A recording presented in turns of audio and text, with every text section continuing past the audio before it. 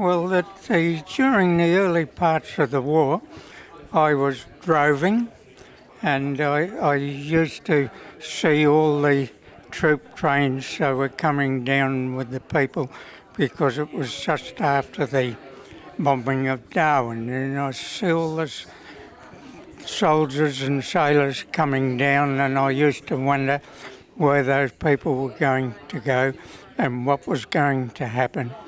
And it just used to be in the back of my mind, if those people are all happy and healthy, the moment that I am able to join, I'm going to join the service.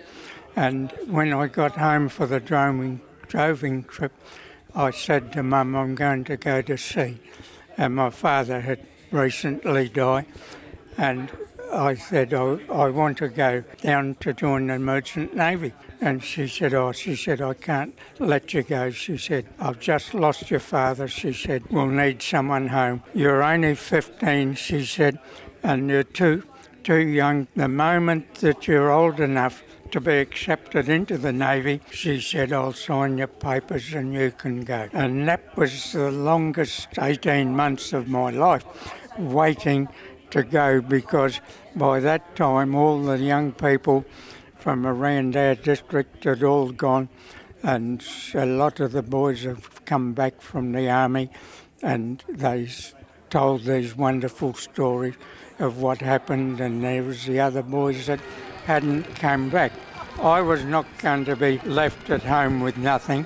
I had 8 sisters, and I thought, well, irrespective of what sort of instructors and sergeants they have in the service, I would probably be able to handle anything after growing up with 8 sisters. So eventually I joined the Navy, and I had a bit of trouble getting in because I was in a protected occupation, and the manpower officer, he had targeted me because I was a butcher and they needed butchers for seeding the army camps. My sister, who managed this shop where I was working, she was awake up to this manpower bloke, and every time that he came into the area, she would make sure that I'd be seconded to the drover. Coming up to the age of 17, and I had all my papers signed and everything, I said to my sister, I've got the call up, so I've got to go. And I was talking to an old man, and he said to me, look, I've been talking to that area officer from Peterborough, and he's after you. He wants to know what you're doing. And he said, I'll tell you what to do. He said, when you get on the train, you get to Peterborough. He said, when the train stops and blows its whistle before it crosses the main road in the main street, he said, get out of that train, he said, and walk down through the streets of Peterborough. And he said, I'll make sure that when the train gets down through the railway yard, the driver gives you 2 toots and the guard stops the train and you may get in. I got into the Navy and away I went, and I enjoyed it. I joined as a stoker, and I was getting on pretty well. When we went up and we was in New Guinea waters, we were the gate ship in Port Moresby.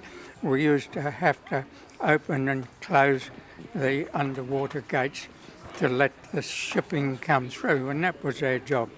And I said I was a stoker, and it was in an old coal-burning ship, a 1914 model that had been built for the fishing trade in the North Sea. And anyhow, something went wrong along the line. My final history turned up, and the Army found out that I was in the Navy. Secretary of the Butchers' Union happened to have a son who was a friend of mine, and he was pretty close up with the Minister of the Navy, and he said, look, this boy's been in the Navy, he wants to be in the Navy, and he said, you're holding him back. And the Army said, well, we want him. So anyhow, they got me back into the Navy. From there on, I left my ship up in the in the islands, and I came back and I posted to Canberra, and there I was put back into my trade as a butcher, and I stayed as a butcher in the Navy for 29 years. My father was a light horseman in the First World War, and we grew up, and RSL was almost a religion in those days, and kids whose fathers didn't have an RSL badge were more or less ostracised at school. You know, if your father wasn't a return, they wanted to know why and everything. And all my life, come Anzac Day was the biggest day, I suppose, in my life. And my brother had joined the army, and he was in Trabuc, and he led the attack, the final attack on El Alamein in his spring gun carrier, and that stirred me on more and more, because when he was a young fellow, he was in the militia in the Light Horse, and I was only maybe 12, 13 years old, and my job was to polish all his gear for his and look after his horse, all his leather gear and all the buckles and things. And to me that was part of something. It was, to me, something. And the transition from Army to Navy meant nothing to me. It was still my background, and that's what I wanted to do. Later on, when things after the war, and we started sending ships here and there, I got the posting, and I was fortunate enough to go into Sydney to the coronation in 1953, and of course when we came back from there we were seconded, and away we went to Korea for the 9 months or so, and then after that it was just get home, stay home for a while, pick up another ship on the Melbourne, and away I'd go, and a few months on the Melbourne, and back I'd go back to service, and then way again. I completed my last 10 years in Cerberus as in a uniform, and when I left the Navy I got a job with the public service, and I ran the library for the weapons electrical department in Cerberus until the day I was 65, and during that time I'd met so many wonderful people, and then after that I left the Navy, and I still live within bugle call of the Navy. One of my sons served 20 years in the Navy. My second son served 12 years in the Navy. My wife was in the Navy during the World War. And this is your lovely granddaughter? Yes, and then